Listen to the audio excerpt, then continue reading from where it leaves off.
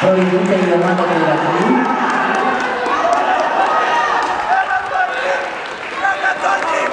Πρώτη νικήτρια ομάδα η ομάδα του Ηρακλή και η επίδοση 43-83.